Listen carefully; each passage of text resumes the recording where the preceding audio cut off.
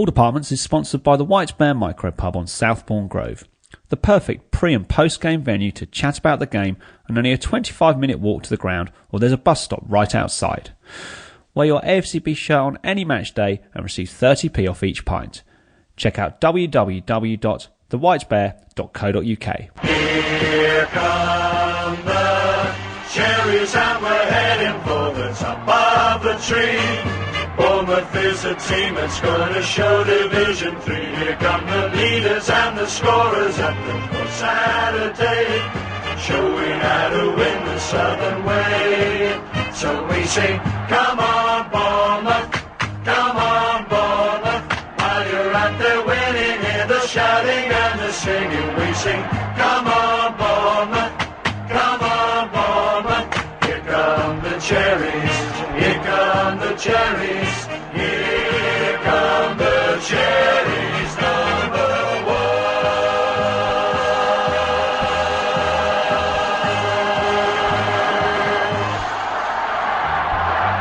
Hello and welcome to All Departments. Our magenta Cherries came from behind to beat Crystal Palace in magnificent fashion on Tuesday night.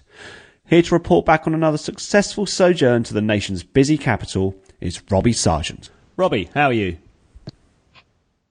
Yeah, all good, thank you, Michael. All good. The wife's away, the youngest is in bed. I've got a beer, and I'm talking about Bournemouth. What more could I ask for? Living the dream as always.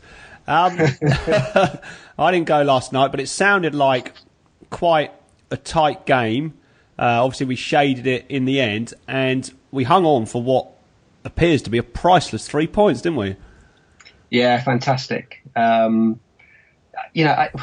weren't at our fluent best. We probably weren't allowed to be at our fluent best by Palace, who really worked hard, closed us down. But you know what? That doesn't really matter, and it's great to not win ugly. We didn't win ugly. I don't think that's a fair comment, but it's great to win in different ways. And that was just a huge win last night, a huge win, and it was deserved as well. So all in all, just really, really pleased with how it ended up.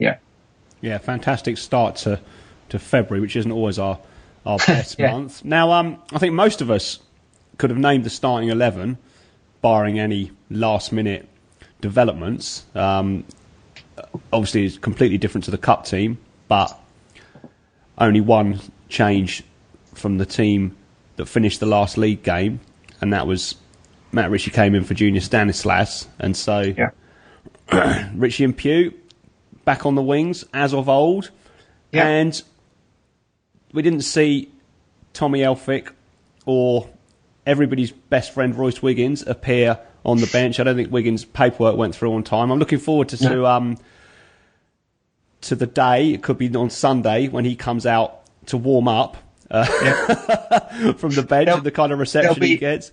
There'll be extra checks on people's bags on Sunday, I think, just in terms of taking missiles into the ground. So, yeah. Yeah, well, I'm sort of, well, I wouldn't say forgive and forget, but I'm veering towards moving on. I mean, he hasn't made an out-and-out apology. He could have said, well, that was 5 years ago. You know, he was 23 then, he's 28 now, and grown up a bit. He didn't, but what can you do? He's in the squad. He's made the 25, and he could play some role. Probably not much of a role. Hopefully, Charlie's playing so well. But anyway, that's kind of a side issue at the moment overall, because well, the team that is playing is doing brilliant. I think you mentioned it was an unusual win for us in terms of the overall performance, and certainly from what I understand, I saw my mate Damien Hill earlier, and he was telling me that where we usually start off games and try to dominate from the get-go, and we scored quite a lot of early goals, we weren't really allowed to do that last night, were we?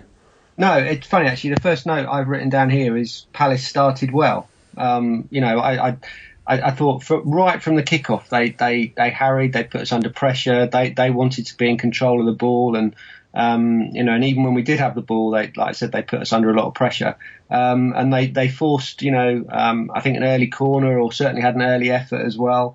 Got in behind us right away. I think whipped in a cross, and I think Harry actually put it out for a corner very, very early on, and you like you said, it's unlike us. But I think Palace are quite a good side that have obviously been going through a bit of a difficult patch, and certainly at home as well, where they've not been quite as effective as they have been away. But I think Pardew certainly had them fired up. Obviously, it isn't long ago since we played them. I think Boxing Day, wasn't it? I think. Yeah.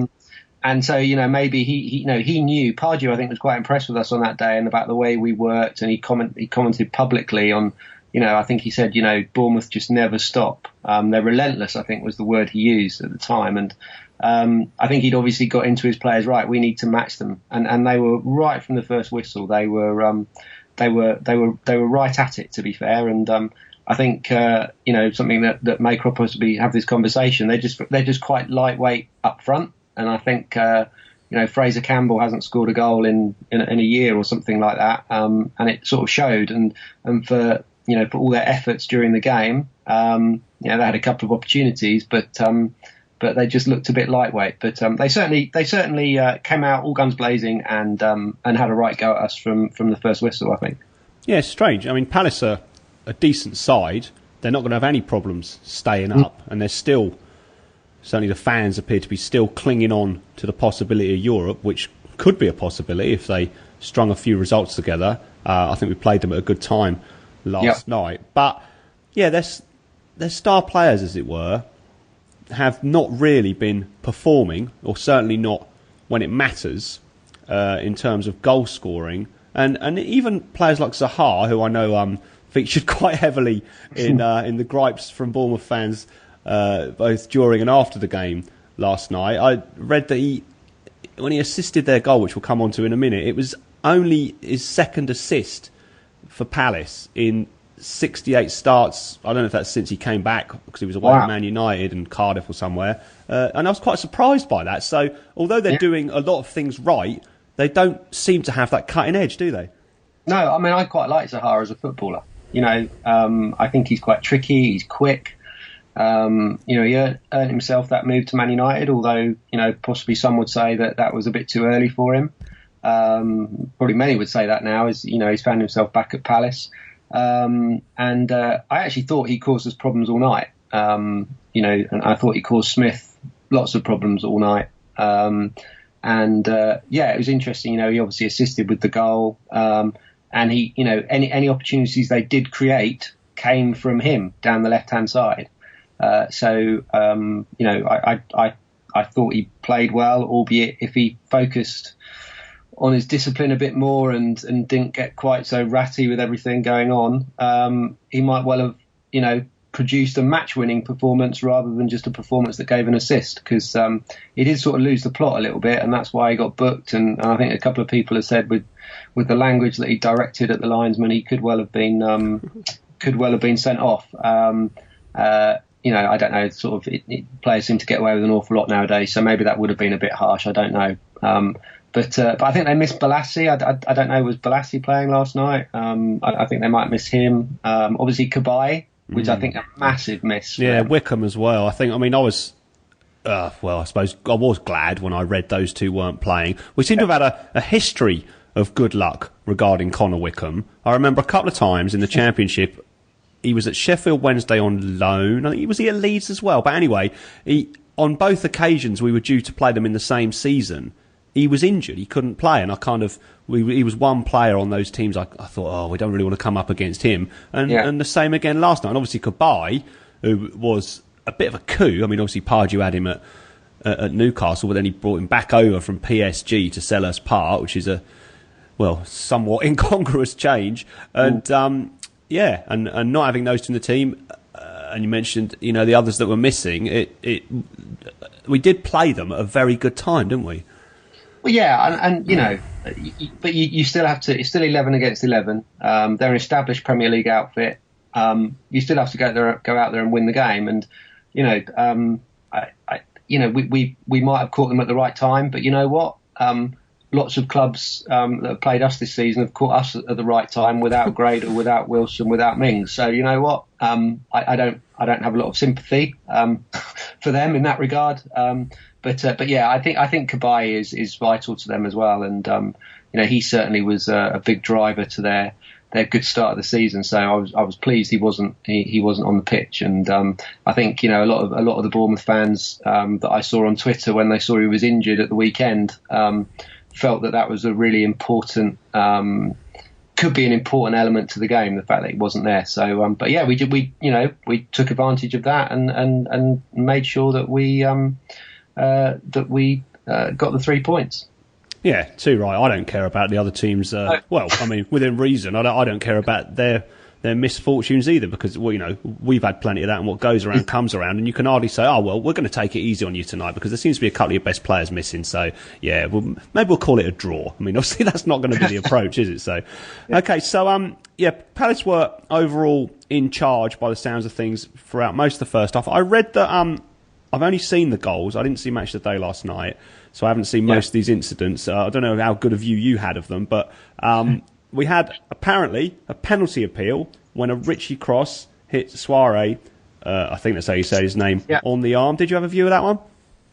It was at the other end. So, I mean, in terms of the view, my view was probably better than a lot of people. I couldn't see the left-hand corner. So it would have been our left-hand side, our left-hand attacking side in the first half. But I could see where the penalty incident was in the right corner, albeit sort of diagonally away from me. You couldn't really tell as a fan being there whether it was a good shout or not.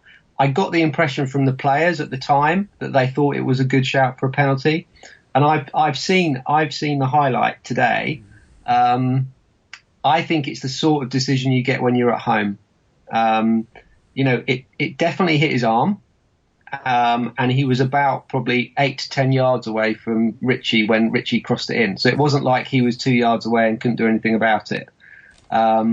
It possibly, if trying to look at it from the other side, if it had been given against you, you probably would have felt harshly done by.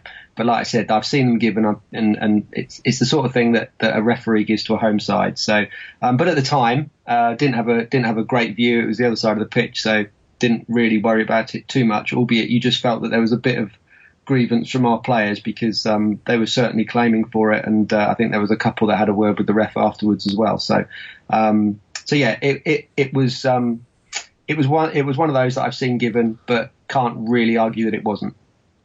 It wasn't given last night, and it didn't really matter in the end. And then, from our point of view, even though Palace were apparently, from what you and everybody else have said, pretty dominant, maybe minus the actual chances in the first half, we had, apart from our goal, which Mark Pugh scored, our best chance of the first half, which was when Benik Afobe missed what sounded like a gilt-edged chance, a bit of a sitter. Daniels charged down the left, as he does most games, and he made that goal for Afobe against Watford, his maiden goal for us, and sent over a deep cross, which Afobe made it too. He reached it, but he failed to hit the target. How good a chance was that? It was a good chance. I would have, in the form he appears to be in and the confidence levels that he's got, I probably thought he would have put it away, or at least got it on target. You just got to hit the target probably from there. And if the keeper makes a save, the keeper makes a save. But the fact is, I don't even think it went out for a goal kick, did it? I think it just sort of went across the goal.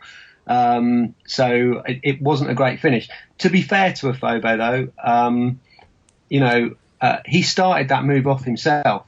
So the ball was played up the right hand, the right wing, and he picked up that ball with his back to goal, and he had a couple of Palace players around him, but he's big enough, strong enough to actually hold the ball up, and then he just played a simple ball, back to, I don't know whether it was Smith or Richie on the right hand side, and then we then played it, played it around. Arter moved it across the pitch quite quickly to Daniels, by which time Afobe had come off the right flank and had obviously then got into the penalty area. Now that cross from Daniels that he put in last night for that ball was, it was sumptuous. The ball he put in for the goal against Norwich was outstanding. But that ball he put in last night was just unreal, and he put it on a plate for Afobe, really. Like I said, he's got to hit the target. But Charlie just keeps coming up with the goods, and that was he's improved immeasurably defensively, I think. And going forward, I don't see too many left backs in the league that are as effective as him going forward. He's given a license to do it by the manager, and he gets on with it. But his delivery, like I said, that last night, and we'll come on to the Pew goal as well in a minute, which he was heavily involved in. The delivery for Afobe, that was just, like I said, sumptuous. He should have hit the target, and then, you take it from there. So disappointed. I'm sure Afobe will be disappointed. That was his only chance of the half. Like I said, to be fair, he'd actually created it and started the move himself. He was actually quite isolated last night, I felt, particularly for the first half. He was fighting 2 or 3 Palace players all on his own, didn't get a lot of support. But he worked his socks off with Afobe last night, and thoroughly deserved his goal when it did come. But we were struggling. I think Eddie said we weren't good in the first half, and a lot of that was a big disconnect between Afobe and the guys sat behind him, I think, and they didn't really link up very well. The midfield was sat so deep, but yeah, he probably should have put that away. Yeah, you mentioned about the way the midfield and Afobe weren't able to link very effectively in the first half, and you said he worked hard. Did he, or is he yet putting in that kind of tracking back? I mean, obviously he's the centre forward, so you don't expect him to track back too far, but that kind of Eddie Howe centre forward style performance that we saw from Lewis Grabban in his first spell, certainly Callum Wilson last season, where it's not just about the goals, although you take the goals over the tracking back, I would think, most days of the week, but also about all of that other stuff that's required. And if he isn't, do you think that Eddie's saying to him, you don't necessarily need to do that because I need you up there as our focal point, and do what you can, but maybe not to the extent that he's expected from others in the past? I mean, what do you think about that? I think Afobe's an intelligent player who is already schooled at Arsenal throughout his youth, so he's gonna have a good idea on how to play the game properly, and how the game how we like to play the game. So I think he works intelligently, and I think Eddie probably appreciates that. So he doesn't necessarily work all across the line constantly, but he makes those defensive runs and tracking back when he needs to, and he's intelligent in his thought about that. I think he is. All players are different. I think he's slightly different to Callum. He doesn't have that explosive pace, although he is quick. He's stronger than Callum. I think Callum was improving, actually, and we began to saw that at the beginning of this season in terms of back to goal and holding the ball up. I think he's perfect for us, Afobe. I think he really fits into the way we play. We will create chances for him. He will score goals. I don't think, the fact that we didn't play great last night, I don't think was his fault. I think that the midfield was sat quite deep, and didn't really provide him with much support. But he's a player. He's young. He's English. What is he? 22. I know he costs a lot of money, but you can look at him and you go, he will get better. He will definitely Eddie will make him better. You've talked about on this podcast so often about Eddie making players better. We know his coaching capabilities. He'll do that with Afobe. And it's frightening to think how good he could be. Because he, for all his, I said he wasn't necessarily highly involved last night. He still had a big impact on the game. And, I'm chuffed to bits with him up there. I think he's doing a really good job. I think he'll get better because he will learn off of Eddie and he'll fit into the system. I think with Wolves, I think he enjoyed a bit more support. Maybe they played 2 up top at Wolves, so he had a striking partner. So I think this is probably being a bit more. This is challenging for him, but I have no doubt that he'll continue to score goals and contribute to team performances even when he doesn't. Yeah, I mean, it couldn't have really started much better for him. 4 appearances, 3 goals. £9 million or whatever it was. I mean, every point that we pick up is worth a few million. So he's paying his transfer fee back already. Absolutely. And yeah, I mean, all the other stuff about learning to play up front on his own, learning our system. We are seeing an excellent prospect, an excellent centre forward at the moment, who is beginning to look, as I said, worth the money we paid for him. And it's, you know, good for his confidence and for everybody that there has been no delay. He's not gone 3 games and not scored since he signed. He's been pretty much immediately in the goals. But also, potentially, after a pre-season with us, you know, going into next season, or if we can keep him fit, and we've obviously hopefully got others coming back, or maybe 1 or 2 coming in. It is quite a mouth-watering prospect to think what we could have at our disposal at the start of next season. Might be jumping ahead a bit there. We haven't cobbled together enough points at the moment. It's looking pretty bright. So yeah, lots to look forward to. And I guess last night's win was another, you know, significant stepping stone to making the next start of next season be that mouth-watering prospect. So yeah, we're certainly living the high life at the moment. Now on to slightly more negative matters. They scored the opening goal in the 27th minute. Wasn't a great goal from our point of view. They won a corner, punched and took it. Cook jumped up amongst the melee in the 6-yard box and kind of headed it backwards, sideways across in, you know, parallel to the touch line, and it fell to Lee in a bit of space. Harry Arter chased him down. He didn't really get that close to him before Lee surprised Arter and probably most people by a very accurate 10-yard backheel pass, which actually nutmegged Arter. I only saw that once I've watched the replay a couple of times. Went straight to Zaha, who was in the box just pretty much as he picked the ball up, which obviously made throwing a challenge a lot more risky. I think Richie was the closest player.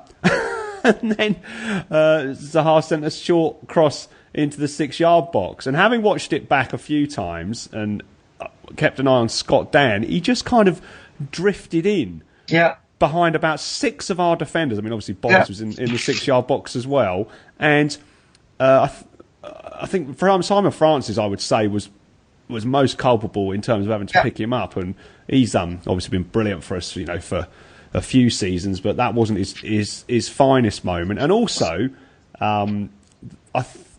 we appealed for offside. I mean, Dan just got his foot to it and steered it in on the volley. Boris had no chance at all. It was about 3 yards out. And also the arms then went up for offside, but Richie was playing them all onside, which maybe they didn't recognise that. And yeah, it's well, it wasn't a great goal to concede. If you're a Palace fan listening to me picking it apart there, you'd be thinking, oh, never mind all that, we scored, it was a good goal. But I know you've always got perhaps some words to say about our defence, and that certainly wasn't our finest moment of the season, was it? You're lining me up to receive lots of abuse on Twitter now, Mike. Thank you.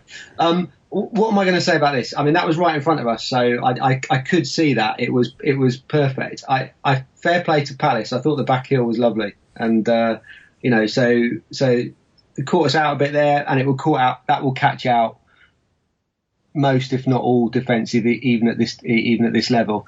When you've probably seen the same replays as me, and I've looked at this 3 or 4 times, and I'm sure that this is only what Eddie and Jason Tyndall and the other guys, the analyst guys, will be, you know, speaking to the back four about. But you can see Dan drifts. He just drops away a little bit, 1 or 2 yards behind the line of the back 4 or 5, however many players we have back there, and he's got his arm in the air, and he's just drifted back. And then what I've written down on my notes is he then ghosted in ahead of Francis and just got in front of him, and just the lack of awareness across Francis and a couple of the others on I think Smith was one of the guys that he came past as well. Yeah, Sermon was in there as well. Sermon's in there. Yeah.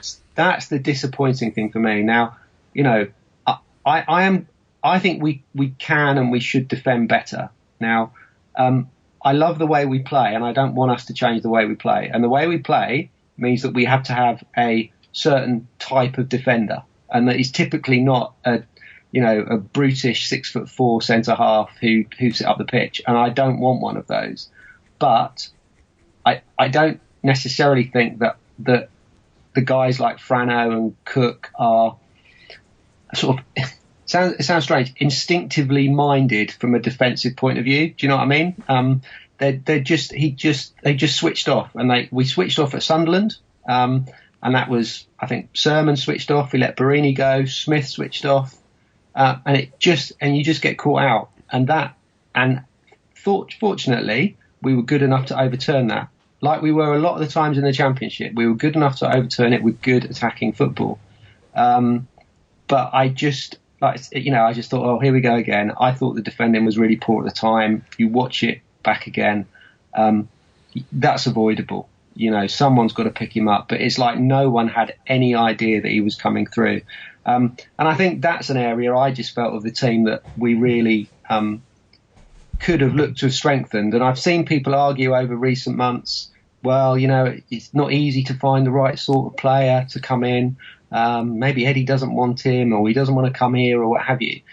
On the basis that we spent £7 million on Graben, I am convinced that there are defenders out there that we could buy for £7 million that would have strengthened an area of the team that's probably more in need of strengthening than another central striker.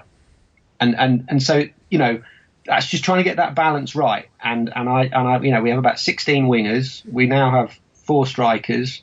And I just felt that if you've got £7 million to spend, I think if you've got your recruitment right and you've got your scouting right, you can find somebody who potentially is better than we already have. And that's what we do. That's what Eddie wants to do. He wants to improve and move the squad forward.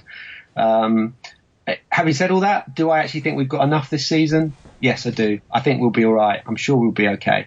But I just felt that we could just done a bit better in January in that regard, and certainly with the goal last night. We might come on to the window and stuff a bit later with some of the players and stuff. But yeah, I'm just a bit disappointed with that defending again last night. Yeah. I think what you said about switching off is exactly what I thought. And I think it was the back heel that threw everyone, because they weren't expecting that to happen, and then they didn't react quickly enough. It was just disappointing. I mean, I'm sure they'll be disappointed watching it back, because we had so many players in the 6-yard box. I counted them. There was at least when Dan struck the ball, we had Boritz plus 6 others, so 7 of the team were in that small area of the pitch. And they might have had another player apart from Dan, and he still managed to get to that ball unchallenged. And it wasn't great. That's not, that shouldn't happen. I don't care what anyone says, that shouldn't happen. I'd be disappointed if, my son plays centre half for his under 15 team. If that happened in his game, I'd be disappointed with his back line if that happened. And I'm sure Eddie shed for a week, when he, Robbie? Well, absolutely, yes. I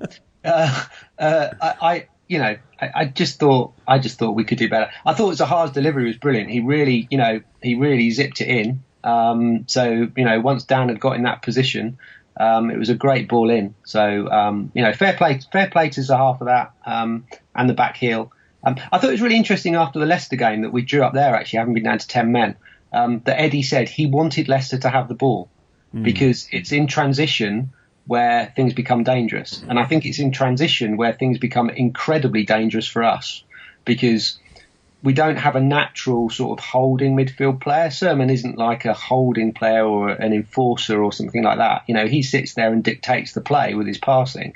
He's not necessarily a defensive midfield player. So I thought it was really interesting when he said, I want them to have the ball, because if they have the ball, we can just set up.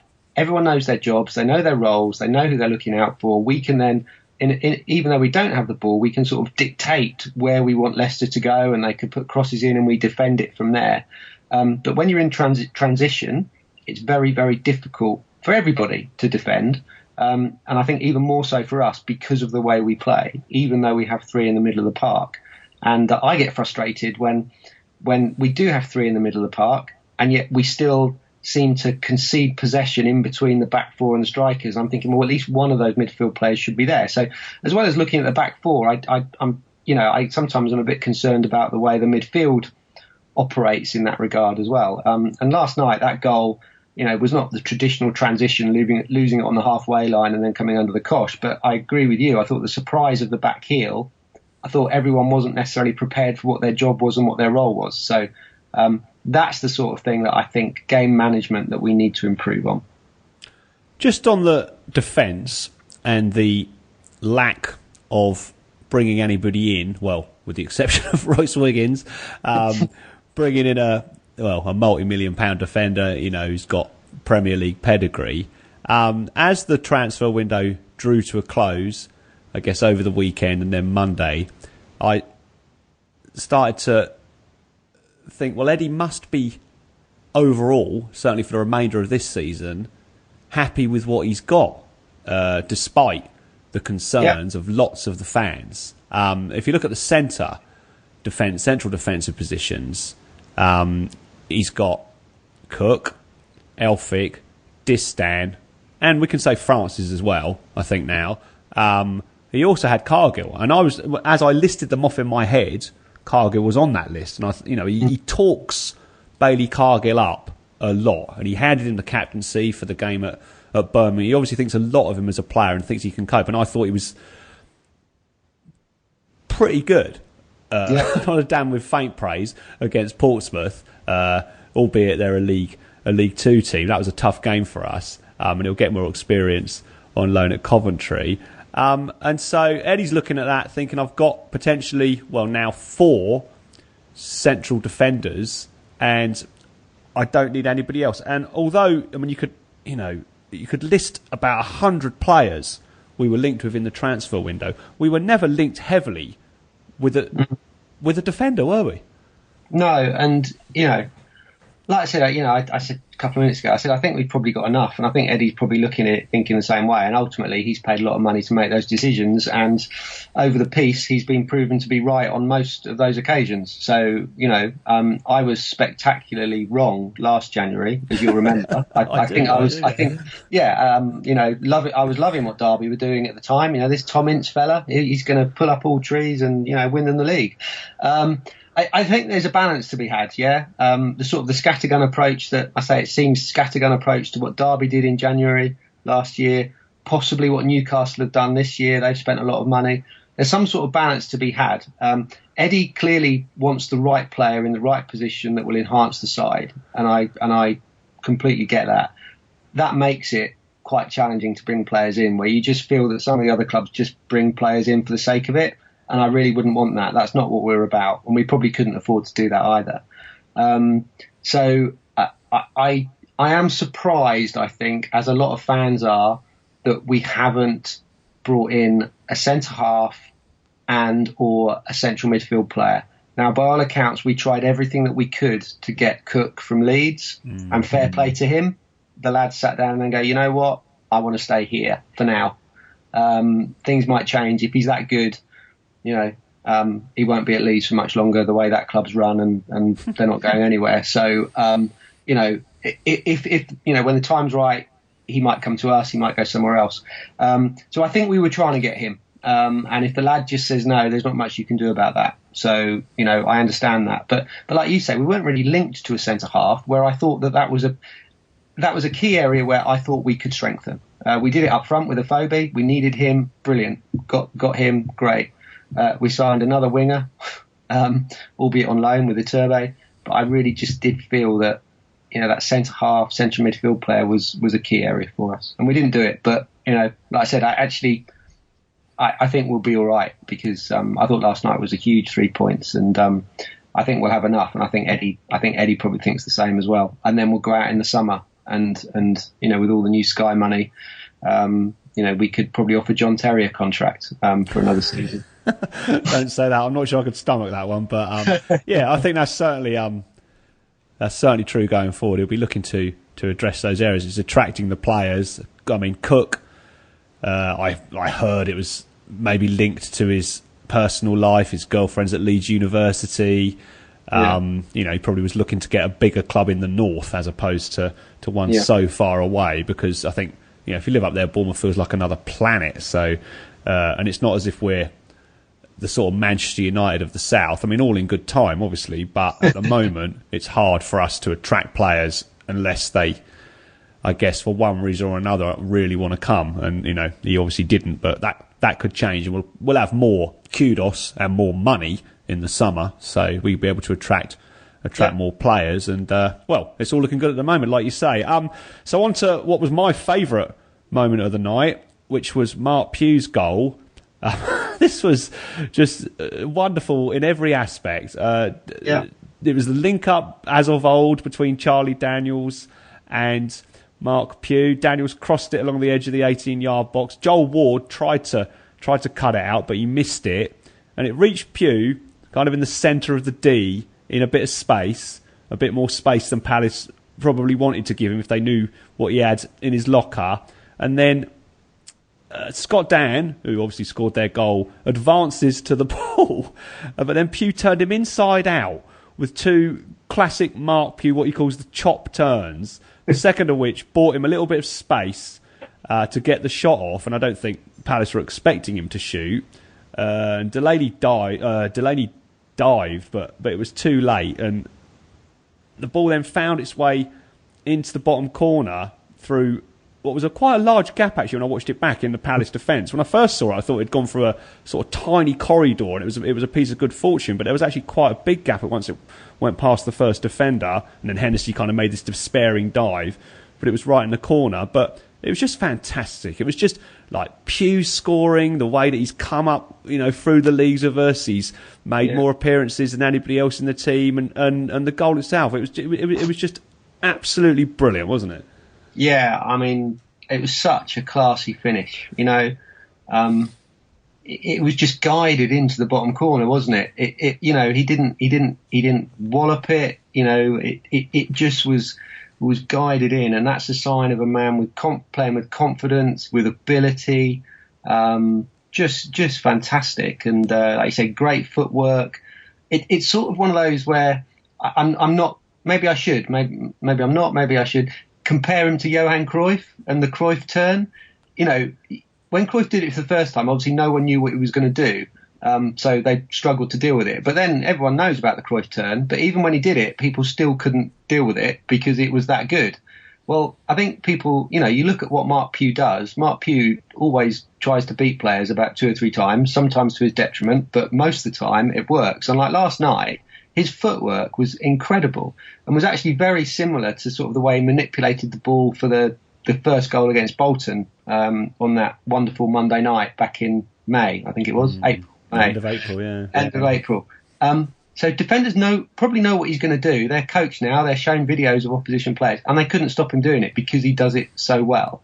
And like I said, the finish was classy. Just guided it into the bottom corner. He didn't put huge amounts of power on it, but the keeper was never going to get anywhere near it because it was so well placed. He's obviously, Stanislas has come in. Mark Pugh suffered some niggling little injuries. Stanislas has come in and has been a revelation. But Stanislas has been injured, and Pugh's just gone, you know what, I've rolled my sleeves up, and he's delivered a couple of performances now that are right out of the top drawer, contributed to the team immensely. He's in possession of the shirt. So, if Stanislas is fit for Sunday against Arsenal, he's not going to start because I think Pugh deserves to start. And like you say, what a story that is. And thoroughly deserved. And it was good to see him and Daniels again. They did, we didn't see Daniels marauding down the left flank as much as we have done in the past. Last night, it was a different type of game. But that pass that Daniels played in for Pugh for the goal, I think it took 3 Palace defenders out. There were sort of 2 in, it was like a slide rule pass, and you had a guy that was one Palace player further up the pitch, 2 Palace players sort of, on the other side of the ball, and it just went through the 3 of them, took them out. And it was such a lovely ball in, because he could have easily panicked, Charlie Daniels, and just thrown it into the box. But that's not what we do. That's not our game. And he just played a lovely ball into Pugh. So, they obviously have such a great understanding, the 2 of them. And, that showed last night. So, but yeah, like you say, wonderful. Pugh, incredible stuff. And what a wonderful goal it was, and really important as well, because it wasn't long after Palace had gone ahead. So we just rolled our sleeves up, got back on level terms very, very quickly, which I think was really important, because, like I said, we hadn't played well, and if we'd have gone in at half time a goal down, the team talk could have been very different. So it was just a really good moment last night, and was it deserved at the time? Maybe not. But you take those chances, so we did. So, really important. Absolutely, we'll take it any time. And before half-time, I think Palace may have raised their game again. Did they have another penalty? No, we had the first penalty appeal, didn't we? But did Arta pull the Armageddon Act and they appeal for a penalty? Yeah, that was in front of us, and it wasn't like a heart in mouth moment. You weren't there thinking, or I wasn't thinking, he's going to give a penalty for that, or what's the ref going to do? That looks. It was something and nothing. I don't know. I didn't think it was a penalty. But yeah, I think a couple of newspaper reports have highlighted it as a possibility. But I don't think anyone was going completely mad about it. I don't even think the Palace players were that upset about it. I thought there was more reaction from our players with our penalty shout for the handball. But yeah, I didn't have my heart in my mouth thinking, oh my God, he's going to give a penalty. It wasn't that bad. I don't think it was that bad from Arta. This podcast is sponsored by the White Bear, your local micropub on Southbourne Grove, where you can't watch the game, but you can definitely talk about it. Head to the White Bear on any AFCB match day wearing your team shirt and receive 30p off each pint. Check out www.thewhitebear.co.uk. So, into the second half, by all accounts, our performance improved and we seem to be able to retain possession more. I think we might have had a free kick before we scored our goal when Scott Dan fouled Benik Afobe. I think Afobe tried to roll him. Dan brought him down, but Harry Arta sent the ball over the top. But then we scored in the 57th minute, what proved to be the winning goal. And when I watched it the first time, I thought it was a really good goal and really good reactions, and I still think that. But having watched it back a couple of times there, I thought there was an element of fortune in the way we actually eventually managed to get the ball in the net. Harry Arta came charging into the box, as he tends to do, and passed across to Ritchie. And Jednak actually should have cut it out. He sort of swung a little bit of a casual leg at it, and it hit his leg, and it was quite a full hit on the leg. But he could have, potentially booted it anywhere. But even off for the corner would have been better than them conceding the goal. But it found Ritchie somehow, despite that. Matt Ritchie, left foot shot first time. It was straight at Hennessy, but it was very hard and low, and Hennessy had to get down to keep it out, and it was so hard he couldn't hold it. You just had to parry it, and then it kind of looped up into the air, and Suarez was marking Afobe, but Suarez didn't react quickly enough. We talked about our players reacting for their goal, and Afobe did. So I mentioned about the luck. The piece of good fortune I thought we had was it was very difficult for Afobe to adjust his feet, make the jump. He had to arch his back a bit, and also I actually think it went in off the side of his head, possibly even the side of his face. But luckily, although he had to be there to make this happen, it went, and he did sort of move his head towards that side of the goal, where Hennessy couldn't get it. Because my favourite part of the goal, having watched it back a few times, was watching Hennessy trying to get up and scramble across, and it just went in the one place he had no chance of getting it. So, I mean, I mentioned about luck and fortune. There was some luck and fortune in it, but then again, you have to be there to make that happen, and they all count, don't they? Yeah, I mean, I don't think we should actually downplay how good the move was that led up to it. in some of the extended highlights that I've seen, you'll see that Gosling picks it up sort of around about the centre circle on the right-hand side of the centre circle, shifts it across to the left. Arter gets involved, plays a nice little, I don't know if it's a 1-2, but certainly quick passing with, I think, Daniels. Arter drives forward. That's typical Bournemouth. That's the way we play regularly, and we didn't see a lot of that last night. But once we did, Arter injected a bit of pace, and driving towards the opponent's penalty area, which we know he's so good at. And then, he had the wherewithal to look up, and he tried to pick Ritchie out. Like you say, we got a bit of fortune there because it wasn't the greatest of passes, but because of the inadequacy of the Palace defending, it did find its way to Ritchie. But the actual build-up was excellent, and was the Bournemouth we all know and love in terms of the way that they play. And then, I thought Ritchie's effort. It was funny. I was just about to tweet, I think, that Ritchie was having a poor game. I don't think he actually, didn't necessarily do a lot again last night. He seems to have, without Francis there, he loses a bit, I think, of someone bombing forward, and Francis's size and physicality upsetting defenders. Because Ritchie and Smith are both quite small, really, and I wonder whether that doesn't necessarily help us in that regard. But it was a great effort from Ritchie. Hit the target. It was a really powerful shot. Hennessy actually made a very good save. And Afobe was just Johnny on the spot. That's what he's paid to do. And we wouldn't have scored that goal 4 or 5 weeks ago because, I thought Josh King was brilliant when he came on last night as well. He did a great job when he came on, but he wouldn't have put that away.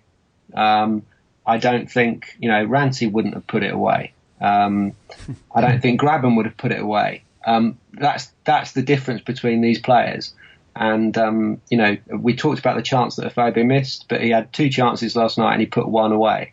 If he carries on in that ratio, he'll score lots of goals because we will create lots of chances for him. There's no question about that. The problem with like King and with Ranty and with Grabban is that you get the feeling that they need 4 or 5 chances to put something away.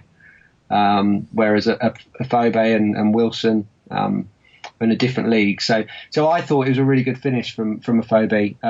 I thought he meant exactly what he wanted to do. That was the only place it could have gone. I thought he was just very alert. He anticipated that. He was on his toes. He wasn't on his heels. So he made that happen. I don't think his finish was luck. He made that happen because he's got a striker's instinct.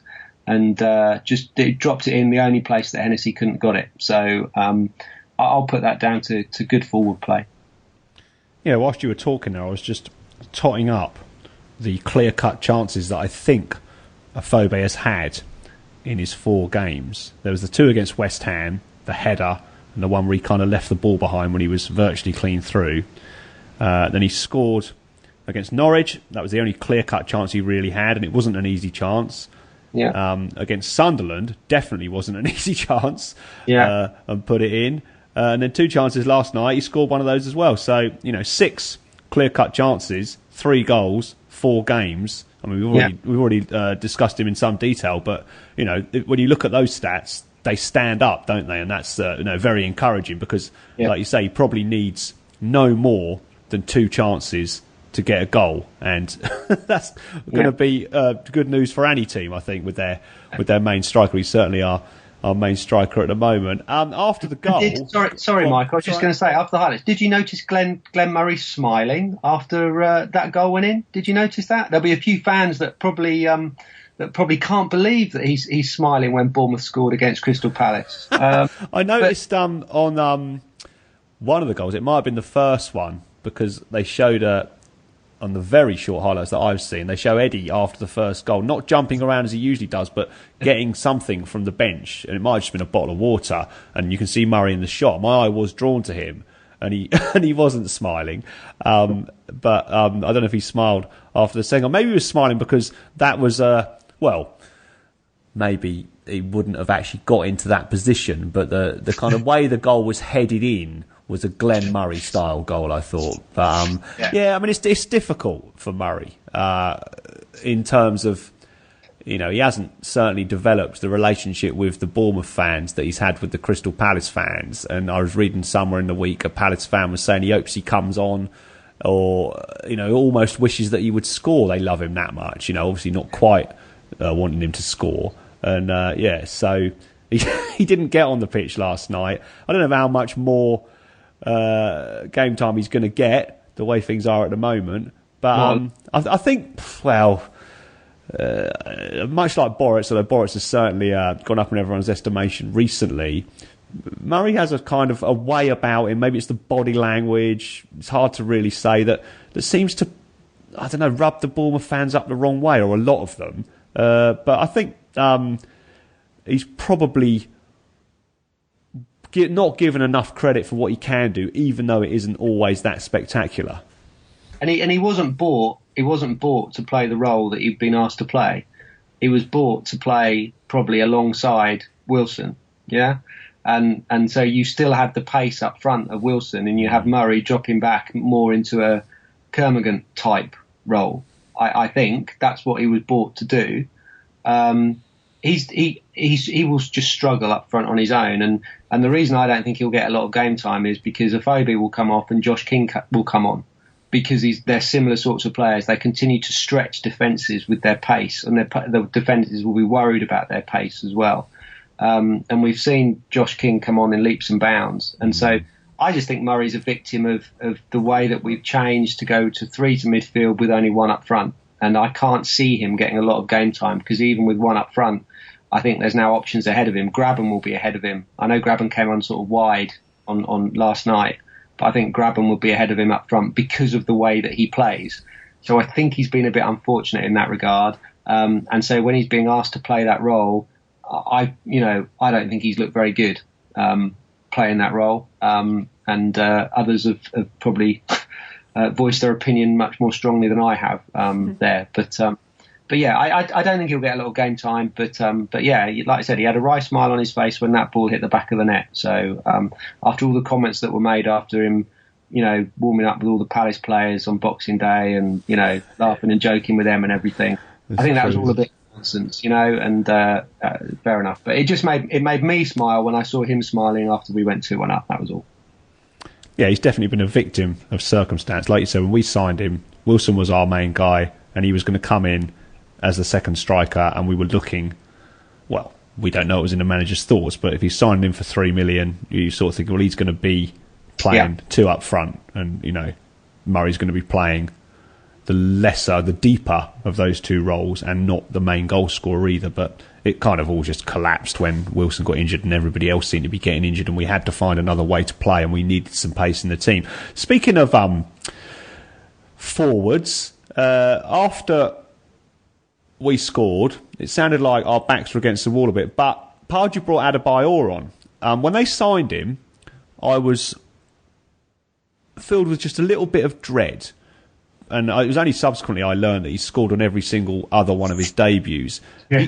He's a bit of a funny player in that he's obviously got a lot of talent, but things start to go wrong at most clubs after a while, possibly due to off the pitch nonsense. But when they signed him, I thought he's going to make his debut against us, and he looks like the sort of player who at first would be well up for it if everything's rosy, which it probably seems like when you have a fresh start at a new club, and will be a real problem for us on the night. He had a few chances, but I suspect Glenn Murray was probably thinking, well, if they're going to sign Adebayor, why didn't they just keep me? Because he's well, I mean, I'm not too worried about what business Palace do, but I don't think he's going to be their main man going forward. He did have a few chances though, didn't he? Yeah, I mean, I was worried when he came on, because he's the sort of player that our centre halves potentially might struggle with. A big fella, again, proven Premier League quality, and yet I don't think he actually did anything apart from the fact that he probably could and should have scored twice. So he had a chance where he sort of a bit of a back heel stroke flick from a ball that came through, and he was onside. He definitely wasn't offside. And so he had his back to goal and he sort of flicked it and it just went straight to Boric and could have easily put that away. And then he had one, I think, in injury time that hit the side netting, which was a heart in mouth moment from where we were sat, and the Palace fans at one end of the ground went up as well, thinking it was in. Like I said, he didn't actually do a lot, and he's probably not match sharp, match fit at the moment. So in some respects, it might have been a good time for us, again to face him. But yeah, he could have rescued the game for them, and obviously glad that he didn't. But yeah, I mean, they can have him at $100,000 a week or whatever it is they're paying, or I think Tottenham might even still be paying some of his wages, which is a crazy state of affairs and a sad blight on modern football if that's continuing to happen. And I hope we don't ever go down that route. But yeah, he could have easily rescued the game for them last night. Yeah, I was just going to say, you can't see him being the kind of player that Eddie Howe would want to sign. No. Age, baggage, all that kind of thing. It's not. We were linked with Berbatov, weren't we, last summer? You just knew that wasn't going to happen. So yeah, exactly. They're welcome to him. Speaking of saving the game, I mentioned Artur Boruc a few minutes ago, and he has gone from strength to strength since he had that rather mistake-laden patch in the autumn. There was a couple of games where he just didn't seem to be able to do anything right, but he made a few more good saves last night, didn't he, towards the end? Yeah, I mean, his handling was very good all night. I think he came out and he caught most crosses. I think he might have punched a couple, but if he did, he got very good distance on his punches. His handling generally was very, very good. He got down to a couple of efforts at his near post very quickly. And the save from, I think it was from Shamak, was just outstanding because he was actually going the wrong way. He was sort of falling over the wrong way and just managed to sort of, stick his hand out and get a strong hand on it as well. It was a tremendous save. So, they say about Cech, don't they? They say Cech is worth, 10, 12 points to Arsenal this season. With, such a big goalkeeper, imposing keeper, very good keeper. Some would argue that Boric has lost us some points this season. You look at the Watford, I think it's Watford, wasn't it? That silly Arsenal, what have you, and the debacle at home to Spurs and stuff. But you know what? I think there might have been a few issues off the pitch at that point in time, and I don't think he was necessarily 100% fit. He seems like the sort of guy that needs to be mentally at ease with himself as well. I think he's always quite at ease with himself by the looks of his persona, but I think he needs to be happy, he needs to be comfortable, and if things are bothering him, that might well impact on his performances. And he'll admit himself he made some errors. But last night he was one of the key contributors to the game. So, like I said, we didn't play particularly well, but when called upon, away from home, he made 2 or 3 excellent saves. The one from Shamak was absolutely top class.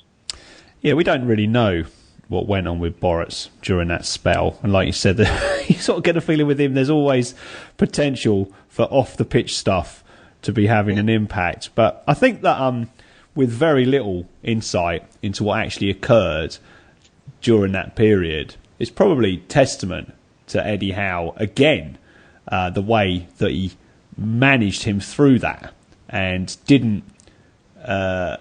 nothing really came out in public apart from he had like a knee injury or something, and he didn't throw the toys or anything like that.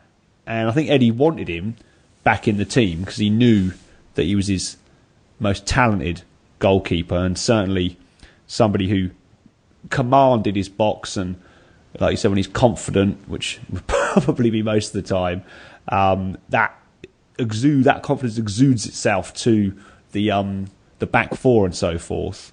Yeah. And I think that the way that it blew up briefly, but then quite quickly settled back down, and he's gone on a run of really decent performances and 1 or 2 tremendous saves along the way, probably tells us quite a lot, despite what Lee Tomlin may or may not have said about Eddie's man management abilities. And I saw them hugging at the end because Boruc actually went over to the crowd at the end of the game last night, although I subsequently heard a rumour that it was because he knew one or two people who were in with our fans last night, and that was why he went over there, because normally he's first off the pitch, and then when he finished greeting his mates or wherever it was, Eddie waited for him and he was hugging him as he went off the pitch. And yeah, I just think that I mean, Lee Tomlin did throw his toys, but Eddie is not just a great coach, he's also a great man manager, isn't he? I just get the feeling that there are players that are not prepared to buy into Eddie's methods, and the total commitment to better yourself and improve yourself. And if you look at the sort of character that possibly Tomlin is, and just one or two others, you just feel that it's not Eddie Howe's fault. It's the fault of the individuals involved. Because I think for every one player that has a problem with the way he manages and coaches, I think you'll probably find that there's 30 players, 40 players that won't have a bad word said against him. So I think that probably just sums up where you are. And I just think you look at Tomlin, and he obviously had his fitness issues, and I just don't think he's bought into what is expected of him as a Premier League footballer, and expected of him on probably the very good wages that he's earning, in that, he needs to continue to improve and continue to better himself if he wants a position in the side or the squad. So I don't think there's any question about the capabilities of Eddie Howe to manage people and manage men as much as they're, either about managing and coaching players to get better. So I think he's obviously put his arm around Boric. He's dealt with Boric in a certain way, and he might deal with different players differently. And Boric has undoubtedly responded to that very positively. Long may it continue, because he will still play an important part, or will have an important part to play in the rest of the season. So we hope that he's still sort of mentally on it and willing to give his best. And long may it continue. That was pretty much it. I know it was backs to the wall for the majority of what remained of the game after our goal.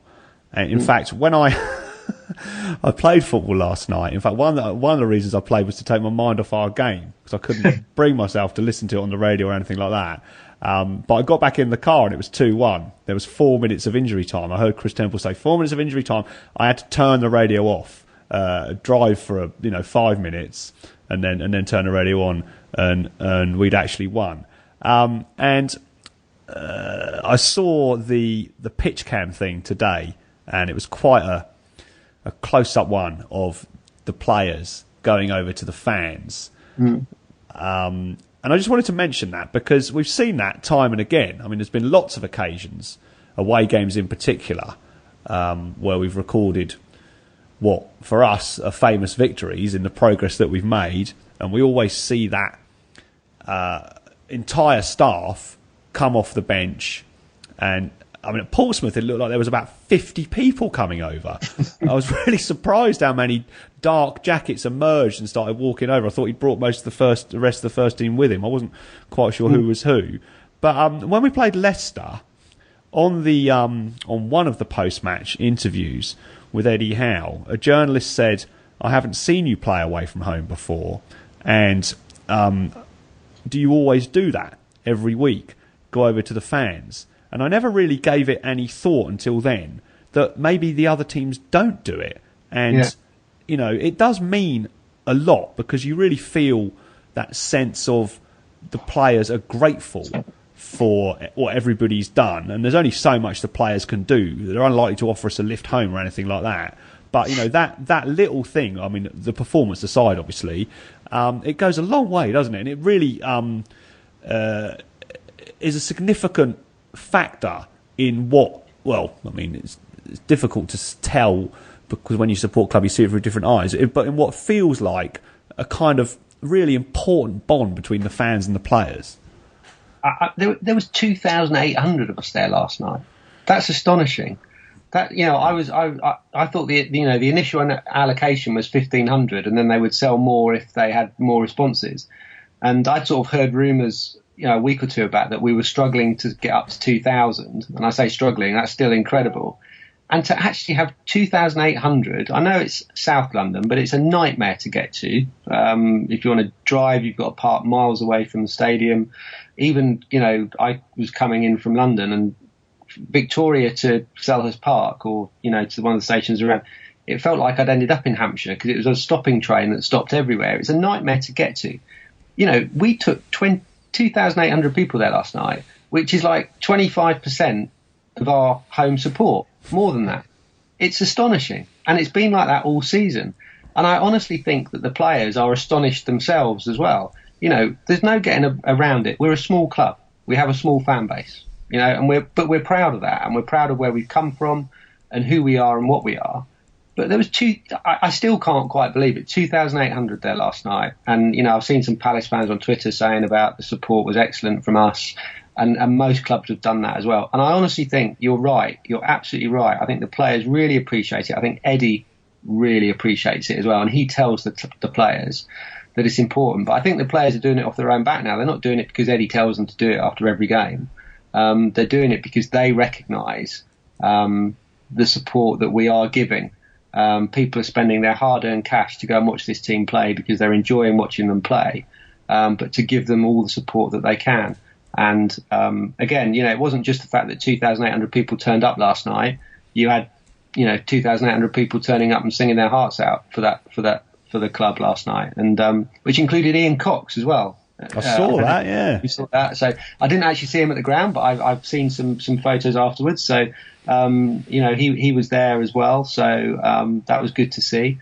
But just incredible support, and but we're just following them around over the country, and it's sort of you can definitely tell that the players really appreciate what we're doing for them as well. So long may that continue.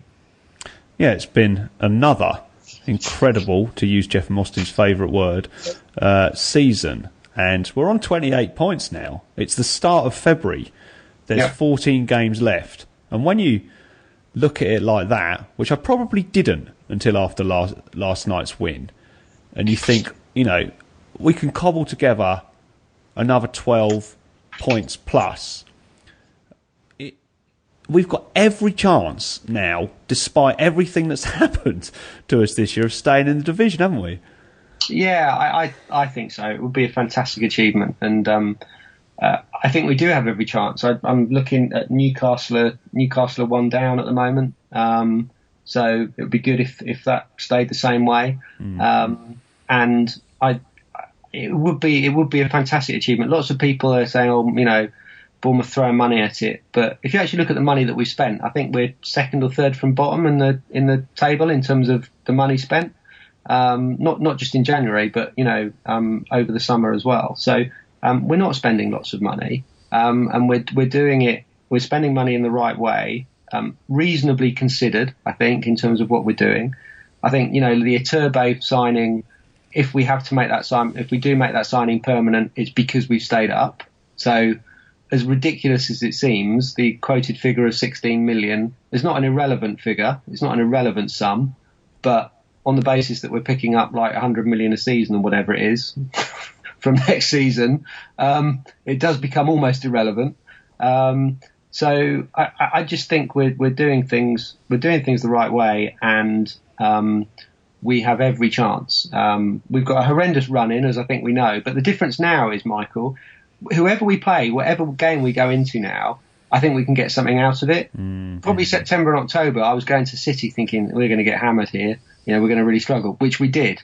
We're going away to different clubs thinking, really going to be a tough ask. Even Sunday against Arsenal, I think Arsenal are a really good side, as they proved when they played us in December. Obviously, had about 27 shots on target, but couldn't score last night. I hope that doesn't come back to haunt us like it did when Saints had beaten them 4-0 before we played them in December. But I go into every game thinking we could get something if we play well, and that's the big difference. So although we have a really tough run, we have some games that are definitely winnable and points that we can pick up. And you look at the other teams around us as well. I think Villa are gone. I think we all know that. I think Sunderland are not far away from going. I think, Newcastle spent an awful lot of money in January, so it'd be interesting to see what they do. But I think Norwich are really struggling. Someone from West Brom, someone like that, might drop back into it. So I think we'll be all right. Okay, we're 24 hours after a really good away victory, so things can change very quickly. But we're not far away now from the magic 40 points, if that's what you need. And I think it might be 40 points because I think 2 or 3 of the sides will have a very very low points total at the end of the season. Yeah, I've spent a bit of time since last night mentally, and I'm not going to say the fixtures, but going through in my head the remaining fixtures and picking fixtures out, thinking there's 3 points there, there's a point there, and like you say, the confidence amongst the players and indeed the fans of what can be achieved is much higher than it was even at the start of the season. If you look back and think how we were overwhelmed by both the opening fixture against Aston Villa, which it was just the wrong time. I'd have rather played Arsenal in that match and played Villa at home a couple of months later when we'd found our feet a bit, and then away at Liverpool after that. We were a good team. We were still a good team. We played excellent against Villa. We played really well in the second half against Liverpool, but we still, and I certainly think this is the case with the players, felt like minnows, in this huge sea of big fish, really big fish. But now, and this has certainly been my experience, the scales have fallen from my eyes a little bit, and I don't look at teams like Liverpool, Everton, some of the other big sides, even like obviously Chelsea, Man United, who we beat them both, and feel that kind of awe of how can we be breathing the same air as them. I look at them and think, yeah, Arsenal are a really decent team. Nobody would be surprised if they beat us again at the weekend. But that said, they only beat us 2-0 at the Emirates, and although it would be a little bit of a surprise, I don't think that many Bournemouth fans would be hugely shocked if we got something out of the game. And that's one of the tougher fixtures that we've got left. So without wishing to sort of put the voodoo sign on our chances going forward, I think after last night, and like you said, it is only 24 hours since the result, I feel for the first time a modicum of confidence that we're going to have enough in the tank in the 14 games left to get over the line. And I think if we do that, and the sooner the better. You talked about Juan Turbe there, and we've discussed the transfer window in a little bit of detail earlier. I mean, he's not going to get much game time, I don't think, until we're safe. We may put in a few substitute appearances if we're either a really good or really bad position in certain games. And I think our potential to sign him, and 16 million at the moment does seem like an awful lot of money, but who knows what will happen come the summer, may rest on how much he gets to play between now and the end of the season. I mean, obviously, if Eddie sees something in him and thinks, well, I can develop that, and by the start of next season he'll be ready or as good as ready. But it's nice to have those options. Just touching once again on the transfer window, not so much the transfer window, but the naming of the 25-man squad. I wouldn't say there was any major surprises. I think Ranty, Eddie said he wasn't going anywhere towards the end of the window. He picked up an injury away at Birmingham. I'm not sure how bad it was, but apparently he's still recuperating from that. I think he might be in South Africa at the moment, so he's not in. And who knows if we'll see him in a Bournemouth shirt again. I think maybe the progress that the club has made and the way that he hasn't really delivered might suggest that it's kind of passed him by somewhat. Which is a shame in some ways. He seems like such a nice guy. He's very popular with the fans. I've always been a bit sceptical about some of that, but I can certainly see that he's a really nice guy. But unfortunately, it's not about how nice a guy you are. It's about what you do on the pitch. And of course, the other two major developments from that are the inclusion of Callum Wilson and Max Gradle. Gradle himself is pointing towards the game against Watford to be fit for. So there is no more transfer activity happening between now and the end of the season. But, well, I mean, we barely saw Gradle this time around in the team before he went off injured. So he definitely would be like a new signing, towards the end of February, start of March, and even a little bit of Callum Wilson towards the end of the season. So we're really everything's suddenly looking rosy, isn't it? Yeah, I think actually, when you look at the names that went out, so who's dropped out of the squad? Ranty, Tomlin, Jan, Atsu and Bennett. So not a lot of game time between them there. And then you look at who's come in, Gradle, Afobe, Graben, Iturbe and Wiggins. You're probably thinking that actually we're a stronger squad now than we were in September. So, in that respect, I think that's all very positive. Obviously, bearing in mind, Gradle, it will take him game time to get back up to speed again, and hopefully, he'll come back completely fit. But I think it looks stronger now. The only area where I am concerned about, and I'll come back to Wilson in a minute, is central midfield. And I think the Pompey game highlighted that if one of Arter, Sermon or Gosling got injured, I think O'Kane or McDonald isn't necessarily up to the same level as those guys. And again, that's not in any way, shape or form dissing O'Kane and McDonald at all. But I just don't think they're quite at the same level. So I think we'd struggle there if we still wanted to go with three.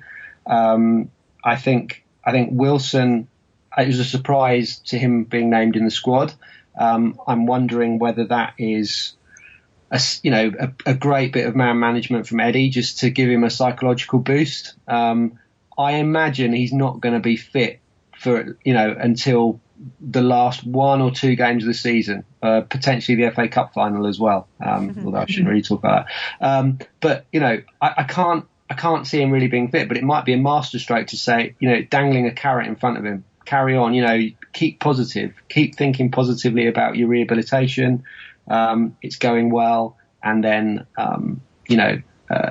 having him in the squad I think is great for him mentally. So like I said, I think it's stronger than we were. The Wiggins thing, I just think it probably highlights to me that I think Mings is probably, on a good track for next season, in that we haven't felt the need to go out and buy a Premier League quality left back, and I think that's a good sign. So, like I said, apart from a potential with central midfield, I think it's no coincidence that since Arter has come back into the fold, we've been on a fantastic run of form. He's absolutely key. If we keep him fit, then, like I said, I think we'll be fine. And like I said, the squad is stronger now than it was in September. I think that's clear. So all in all, although I have my whinges and my gripes about centre halves and centre midfield players and what have you, we're in a good place to secure our Premier League status. And I think Matt Holsizer expects us to win the Premier League within about 3 or 4 years, doesn't he? Based on his interview. So who knows? Yeah, I loved watching that. It was the way that he deadpanned it. He just said, I expect us to win the Premier League. And then after that, maybe the Champions League. Sort of thinking, well, maybe you need to just look a little bit more carefully at the situation. But that said, we seem to be making progress at every turn. And our chat tonight has been, all positive, largely. So unusual for me, very unusual. No, not at all, Robbie. Not at all. Always good to hear your voice. All right, well, I'll let you go because I know you've been burning the candle the last couple of nights, and you need to get off and have a little bit of a rest after spending almost an hour and a half talking to me. But always great to have you on the show, Robbie, and hopefully we'll speak to you again in the near future. Thoroughly enjoyed it once again, Michael. Take care. Great work from Robbie as usual, and good to hear his annual summary of our performance in the January transfer window amongst other words of wisdom. After a fine start to February, we face the much anticipated fixture with Arsenal next Sunday, so let's hope this leap year we finally exercise the hoodoo of the shortest month. So the cherries in all departments, and goodbye. This podcast is sponsored by the White Bear Micropub in Southbourne-on-Sea. No loud music, no TVs, and no ringtones. Just good ale, good conversation, and good times. Just like a pub used to be. Check out www.thewhitebear.co.uk.